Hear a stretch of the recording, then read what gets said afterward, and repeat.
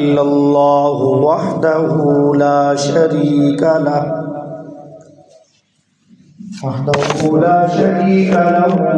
إرغاما لمن جحد به وكفر ونشهد أن سيدنا وسندنا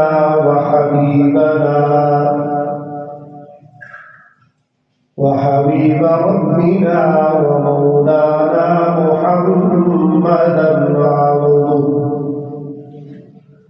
محمدا عبده ورسوله لا نبي بعده ولا رسول بعده ولا معصوم بعده ولا كتاب بعد كتابه ولا أمة بعد أمته صلى الله تعالى عليه وعلى آله وأصحابه الذين هم خلاصة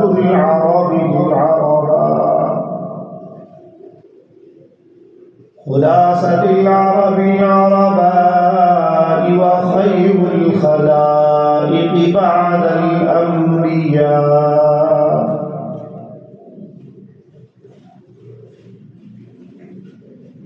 وهم مفاتيح الرحمة ومصابيح الغرر أما بعد فأعوذ بالله من الشيطان الرجيم بسم الله الرحمن الرحيم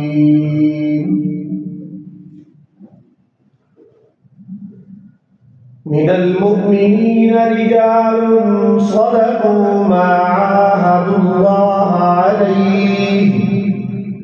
فمنهم من قضى نحبه ومنهم من ينتظر وما بدلوا تبديلا وقال النبي صلى الله عليه وسلم إن الله اختارني واختار لي أصحابي صدق الله العظيم وصدق رسوله النبي الكريم الأمين ونحن على ذلك من الشاهدين والشاكرين والحمد لله رب العالمين تمام احباب محبت اور عقیدت کے ساتھ اور عبادت کی نیت سے نماز وضو شریف تلاوت فرما دیں اللهم صل على محمد وعلى آل محمد كما صليت على إبراهيم وعلى آل إبراهيم إنك حميد مجيد اللهم بارك على محمد وعلى آل محمد كما باركت على إبراهيم وعلى آل إبراهيم إنك حميد مجيد ہم فخر سے کہتے ہیں ہمارے ہیں صحابہ ہم فخر سے کہتے ہیں ہمارے ہیں صحابہ واللہ ہمیں جان سے بھی پیارے ہیں صحابہ وہ چاند جو روشن ہوا بطحا کے افق پر وہ چاند جو روشن ہوا بطحا کے افق پر اس چاند کے تابند ستارے ہیں صحابہ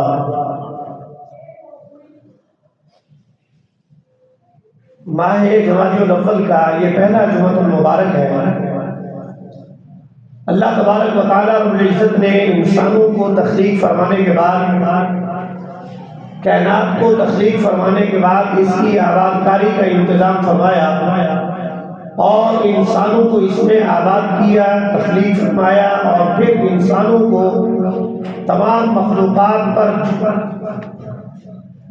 شرف اور فضیلت، مقام اور مرتبے کے اعتبار سے متفوق کر دیا، اور پھر اس کائنات اور انسان کی، یہ کائنات میں جتنی بھی مخلوقات زیرو موجود ہیں ان کا ایک وقت مقرر کر دیا گیا ہے، یعنی یہ کائنات کب تک آباد رہے گی اس کا حقیقی علم اللہ تبارک و تعالیٰ رب العزت کے ساتھ ہے بھی صحیح، اور اللہ کے ہاں متعین بھی ہے۔ ہم انسانوں میں سے کسی انسان کی زندگی کی کوئی گارنٹی، کوئی ضمانت ہمارے پاس موجود نہیں ہے کہ کتنے لمحہ، کتنے اوقات، کتنے سال اور کتنے دن، کتنی ساعتیں ہم نے زندگی کی بسر کرنی ہے۔ لیکن اللہ تبارک و تعالیٰ رب العزت نے قرآن کریم میں ارشاد فرمایا ہے، ان عدت الشہور عند اللہ 12 شہرا شهرا في كتاب الله يوم خلق السماوات والأرض منها 4 حرم۔ اللہ تبارک و تعالیٰ رب العزت نے کائنات کے اس زندگی کے جو تسلسل ہے، اس کے استمرار کی، اس کے تعین اور تحدید کے لیے سال میں 12 مہینوں کو تخلیق فرمایا، متعین اور مقرر فرمایا، اور پھر ان مہینوں میں سے 4 مہینوں کو اللہ تعالیٰ نے فضیلت عطا فرمائی ہے۔ یہاں ایک بات بنیادی طور پر یہ سمجھنے کی ہے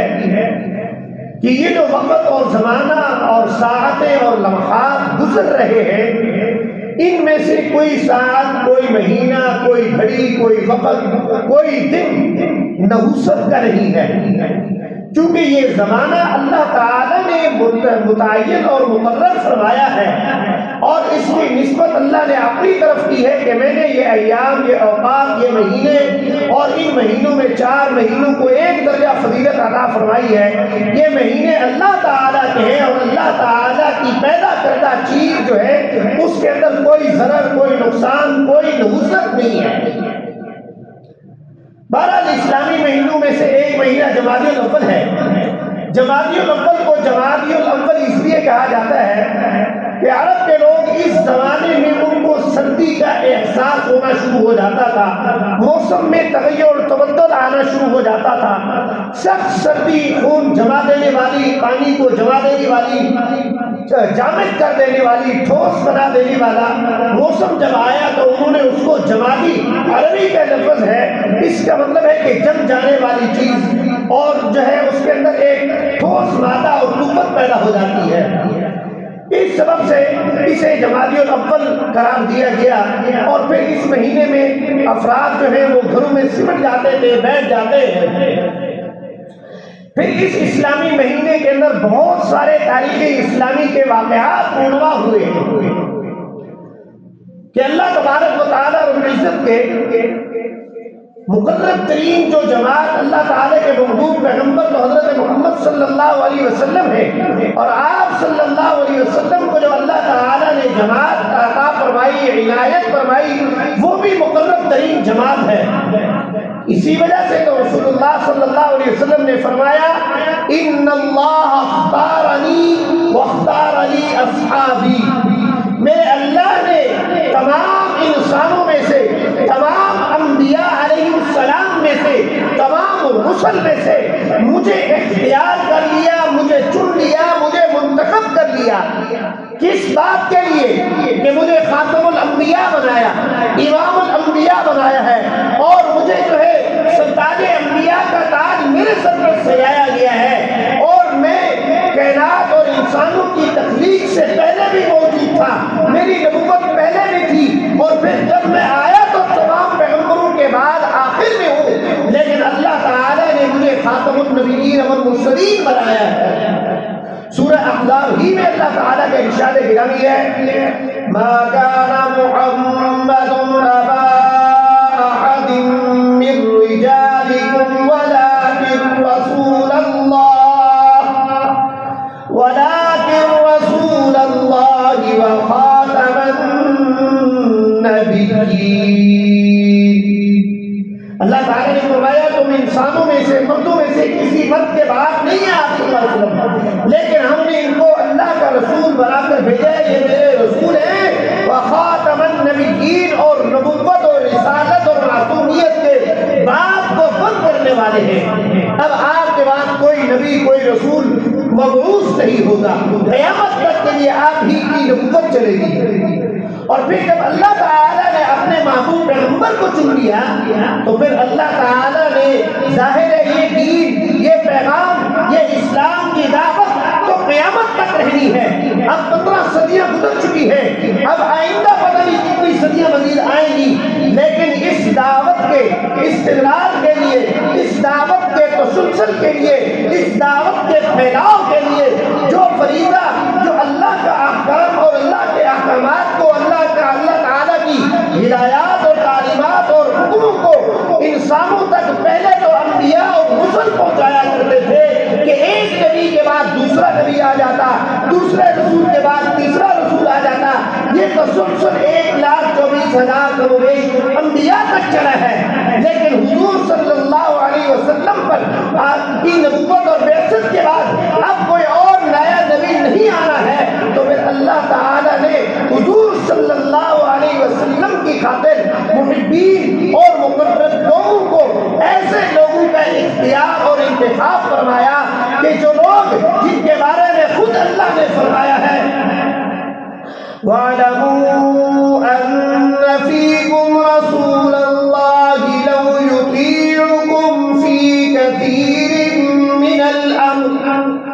لَعَنِتُّمْ وَلَٰكِنَّ اللَّهَ حَبَّبَ إِلَيْكُمُ الْإِيمَانَ وَزَيَّنَهُ فِي قُلُوبِكُمْ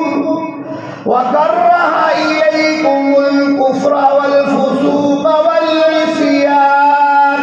أُولَٰئِكَ هُمُ الرَّاشِدُونَ۔ اللہ تعالیٰ نے اپنے محبوب کی محبوب جماعت اور پاکیزہ جماعت کی صفات کو خود قرآن سورہ حجرات کے اندر بیان فرمایا کہ یہ منتخب شدہ لوگ ہیں، اور صحابہ کرام کو اللہ تعالیٰ نے اس آیت کریمہ میں یہ ہدایت فرمائی کہ اے صحابہ، اے مسلمانوں، اے اہل ایمان، رسول اللہ صلی اللہ علیہ وسلم کی اطاعت اور اتباع میں پیش قدری کرنے والے لوگوں، ایک بات کا لحاظ رکھو، بار بار سوالات نہ کیا کرو، اور اپنی خواہشات کے مطابق رسول اللہ صلی اللہ علیہ وسلم کے احکامات کو مت تلاش کیا کرو کہ تمہاری مرضی اور منشا کے مطابق اللہ تعالیٰ کا دین نازل ہو، ایسا ہرگز نہیں ہو سکتا۔ ہم مسلمانوں کا آج المیہ یہ ہے کہ ہم دین میں سے اپنے کام کی باتیں، میٹھی میٹھی باتیں لے لیتے ہیں اور کڑوی باتوں کو، سخت باتوں کو ترک کر دیتے ہیں، پک اینڈ چوز کرتے ہیں، جبکہ اللہ تعالیٰ نے ہمیں یہ اختیار نہیں دیا۔ یا ایھا الذین آمنوا ادخلوا فی السلم کافۃ، اے ایمان والو دین میں، اسلام میں داخل ہو جاؤ پورے کے پورے۔ ہماری سیاست، ہماری معاشرت، ہماری معیشت، ہمارے اخلاق، ہمارے آداب، ہماری معاملاتی زندگی، سماجی زندگی، خاندانی زندگی، معاملاتی زندگی، ساری کی ساری صبح فجر کے وقت اٹھنے سے رات سونے تک کی، یہاں تک کہ واش روم میں جانا، کھانا پینا، اٹھنا بیٹھنا، سونا جاگنا، شادی بیاہ کرنا، سارا کا سارا عبادت بن سکتا ہے اگر ہم اللہ اور اللہ کے رسول کے کہے کے مطابق سلمی کافہ کی عملی تصویر بن کر قرآن اور سنت کی تعلیمات کو اختیار کریں گے۔ اور پھر اللہ تعالیٰ نے فرمایا ہے صحابہ، اگر آپ اپنی مرضی اور خواہش کے مطابق باتیں تلاش کرنے لگے تو یہ تمہارے لیے مشکل ہو جائے گا۔ لا تسألوا عن اشیاء ان تبد لکم، بار بار سوالات نہ کیا کرو، غیر متعلقہ غیر ضروری سوالات نہ کیا کرو، شکوک اور شبہات کو اپنے ذہنوں میں نہ پالا کرو۔ کیوں؟ اس لیے کہ اللہ تبارک و تعالیٰ رب العزت نے تمہارے لیے ایمان کو پسند کر لیا ہے، صرف پسند نہیں کیا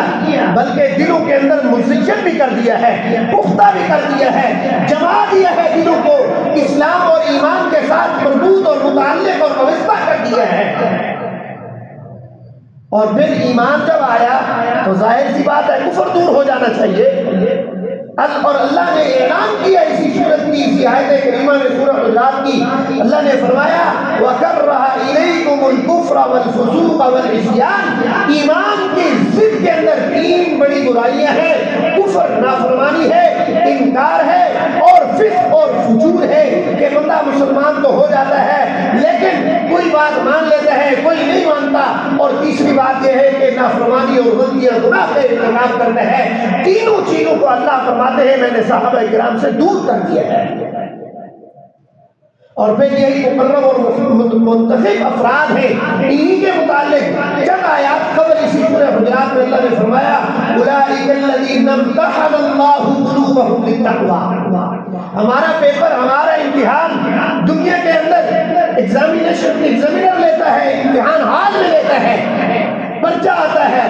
معلوم نہیں ہے کیا سلیبس ہوگا، کون سے سوالات آئیں گے، لیکن رب تعالیٰ نے ہم تو کاغذ پڑھ کے کتابیں کھنگال کر اور کاغذ کے اوپر لکھتے رہتے ہیں، پڑھتے رہتے ہیں، امتحان بھی اسی پڑھے ہوئے کا دینا ہے، لیکن ہمارا تحریری امتحان دنیا میں ہوتا ہے، لیکن اللہ تعالیٰ نے صحابہ کے دلوں کا امتحان لیا ہے۔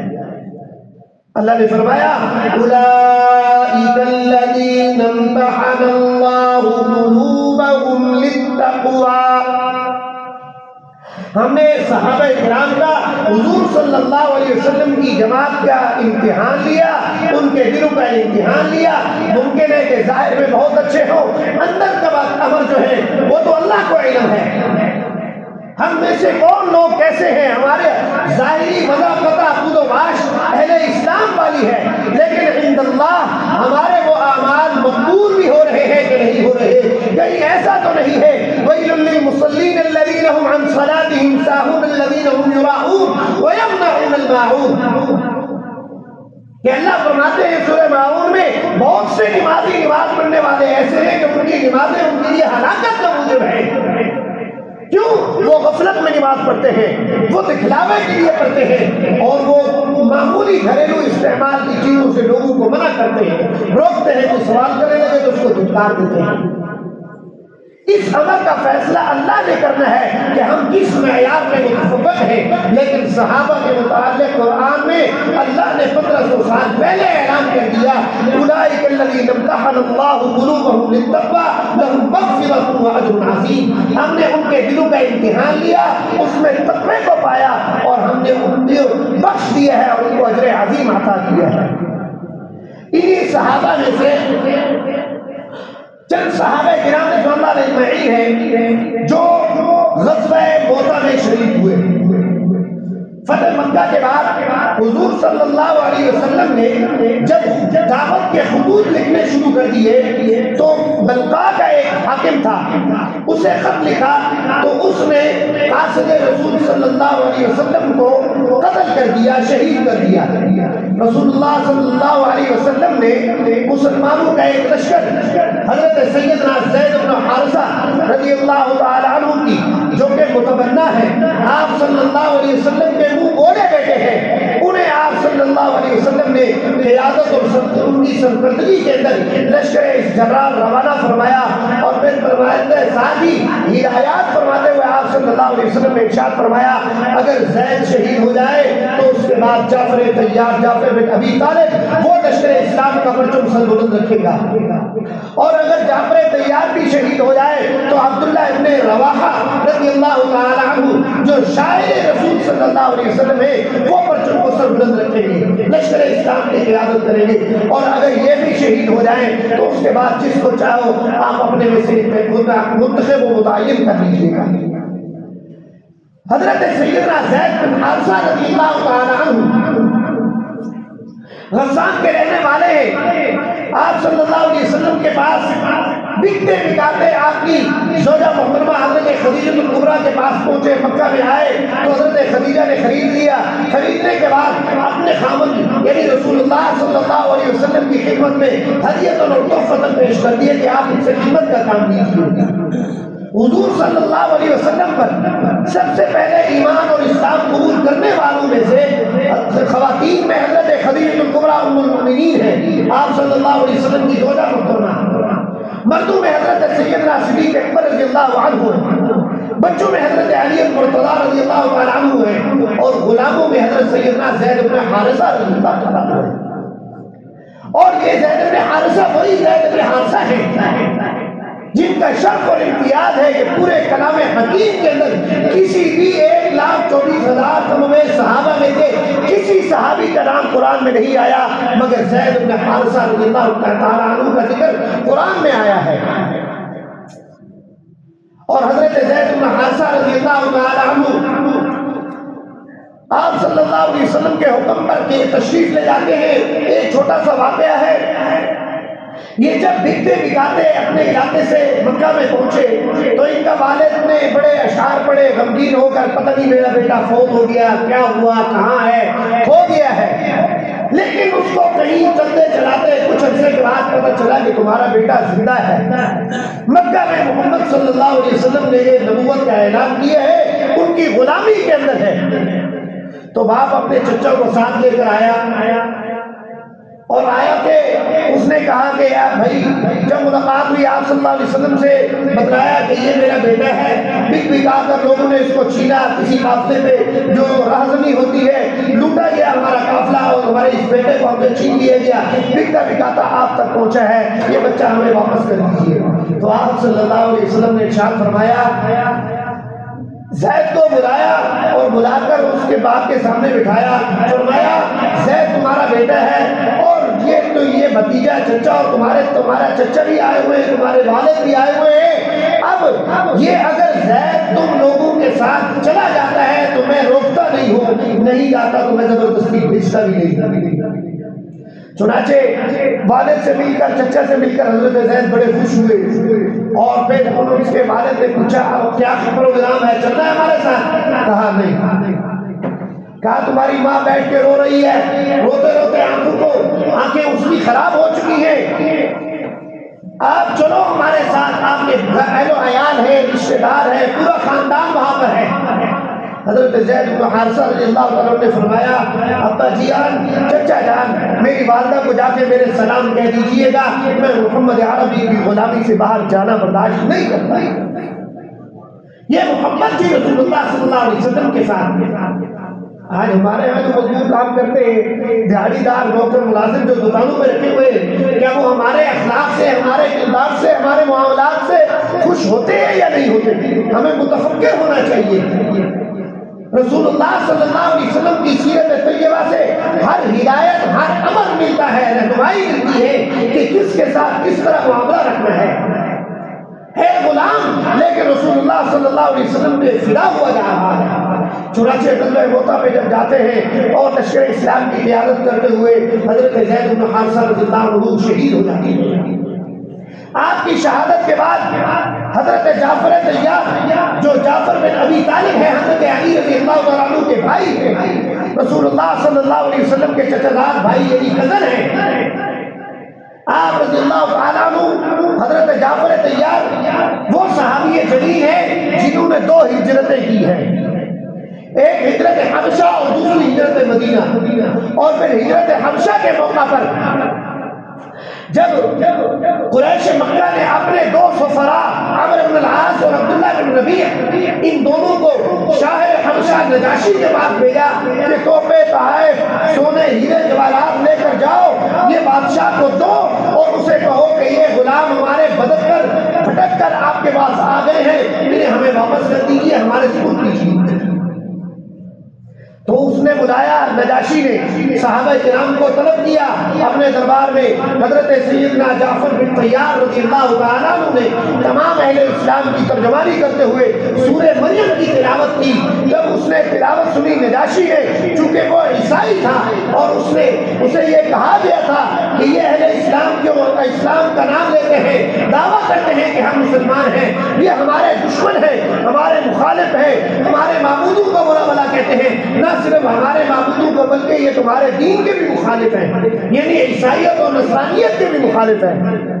تو نجاشی کے دل میں تھوڑا سا کھٹکا پیدا ہوا، اس نے بلایا، جب بلا کر اس نے بات چیت کی تو آپ رضی اللہ تعالیٰ عنہ نے فرمایا، قرآن سورہ مریم کی تلاوت کی۔ سورہ مریم کی تلاوت سننے کے بعد نجاشی تڑپ اٹھا اور اس نے کہا یہ کلام جو ہے یہ وہی کلام ہے جو حضرت حضرت عیسیٰ علیہ السلام کے اوپر ناموس لے کے آیا، حضرت جبرائیل علیہ السلام لے کے آیا ہے، اس کلام میں جیسے جیسے حضرت عیسیٰ علیہ السلام کی صفات بیان کی گئی ہے، اس سے واللہ اللہ کی قسم اس سے ایک درجہ بھی حضرت عیسیٰ علیہ السلام کی فضیلت نہیں ہے۔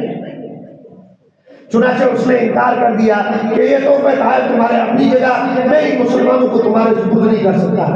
حضرت جعفر طیار رضی اللہ تعالیٰ عنہ کی کا دوسرا کارنامہ یہ ہے، غزوہ موطا کے موقع پر جب یہ لشکر اسلام کی قیادت کرتے ہیں، حضرت زید بن حارثہ رضی اللہ تعالیٰ عنہ کی جانشینی کرتے ہوئے پرچم میں اسلام کو تھامتے ہیں، آپ کا ایک بازو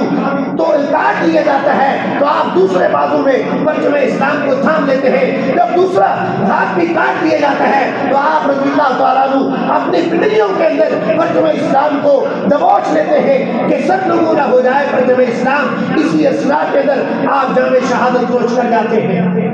اور پھر آپ کی شہادت کا مقصد رسول اللہ صلی اللہ علیہ وسلم کو بتلایا جاتا ہے اللہ تعالیٰ کی طرف سے کہ حضرت جعفر طیار رضی اللہ تعالیٰ عنہ ذو الجناحین، ان کو دو پر اللہ تعالیٰ نے دے دیے اور جنت میں وہ اڑتے ہوئے پھر رہے ہیں۔ اور تیسرے صحابی جلیل حضرت عبداللہ بن رواحہ رضی اللہ تعالیٰ عنہ ہے، وہ بھی انہوں نے حضرت جعفر طیار کی شہادت کے بعد لشکر اسلام کی سریہ موطا میں قیادت کی اور اسی غزوہ کے اندر وہ بھی شہید ہو گئے۔ آپ کے بھی بڑے فضائل اور مناقب ہیں کہ آپ شاعر رسول صلی اللہ علیہ وسلم ہیں۔ آپ صلی اللہ علیہ وسلم نے اس سے استفسار کیا کہ تم شعر کیسے کہتے ہو؟ آپ نے فرمایا میں جو کچھ دیکھتا ہوں محسوس کرتا ہوں یہ ایک دل کی آواز ہے، رب تعالیٰ کی طرف سے القاء ہو جاتا ہے، الفاظ اور اشعار بنتے چلے جاتے ہیں۔ تو آپ صلی اللہ علیہ وسلم نے فرمایا کیا تم بیٹھے بیٹھے میری تعریف کر سکتے ہو؟ چنانچہ انہوں نے وہاں آپ صلی اللہ علیہ وسلم کے سامنے دو زانو ہو کر آپ صلی اللہ علیہ وسلم کی مدح سرائی، اور آپ رضی اللہ تعالیٰ عنہ بیت عقبہ ثانیہ کے اندر جب مدینہ کے لوگوں نے اسلام قبول کیا، آپ خدرجی اور انصاری صاحب کے جلیل ہیں، اب بیت عقبہ اولیٰ ثانیہ میں مینا کے مقام پر مشرف پر اسلام ہوئے ہیں۔ آپ رضی اللہ تعالیٰ عنہ شہید ہو جاتے ہیں۔ ان کی شہادت کے بعد تمام لشکر اسلام باہم متفق ہو جاتے ہیں کہ حضرت سیدنا خالد بن الولید کو لشکر اسلام کا قائد بنایا جائے۔ حضرت خالد بن الولید رضی اللہ تعالیٰ عنہ اور صحابی جلیل ہے جنہوں نے خوشحالی یعنی جن ایام میں ابھی تنگی تھی، ابھی عسرت کے ایام تھے، اس وقت اسلام قبول کیا، اور آپ رضی اللہ تعالیٰ عنہ اسلام قبول جب آپ نے اور حضرت عمرو بن العاص نے اسلام قبول کیا تو آپ صلی اللہ علیہ وسلم نے فرمایا اہل مکہ نے اپنے اچھے اور ذہین ترین دماغ ہماری جھولی میں ڈال دیے ہیں۔ اور حضرت خالد بن الولید رضی اللہ تعالیٰ عنہ جب لشکر اسلام کی قیادت سے پہلے وہ مدینہ منورہ میں جب غزوہ احد کے اندر شریک تھے تو آپ رضی اللہ تعالیٰ عنہ کہ جب غزوہ احد میں موجود تھے، مسلمان فتح ہو رہے تھے، فتح یاب ہو رہے تھے، اور لشکر کفار میدان سے باہر نکل چکا تھا، ہزیمت اٹھا کے واپس جا رہا تھا۔ آپ رضی اللہ تعالیٰ عنہ اس وقت مسلمان نہیں تھے، تو آپ رضی اللہ تعالیٰ عنہ میدان میں سے نکلتے ہوئے درے کو دیکھتے ہیں۔ ایک درہ تھا جسے جو غزوہ احد میں موجود ہے، حضرت عبداللہ رضی اللہ تعالیٰ عنہ کو آپ صلی اللہ علیہ وسلم نے 50 رمی کرنے والے تیر اندازوں کی قیادت دیتے ہوئے فرمایا کہ آپ موجود رہنا، چاہے ہمیں کامیابی ملے یا نہ ملے، آپ لوگوں نے درہ سے نیچے نہیں اترنا۔ لیکن مسلمانوں نے اس میں غلط فہمی ایک پیدا ہو گئی، مسلمانوں نے یہ سمجھا اب ہم فتح یاب ہو گئے ہیں، لہذا مال غنیمت جمع کرنے میں کوئی مذائقہ نہیں ہے۔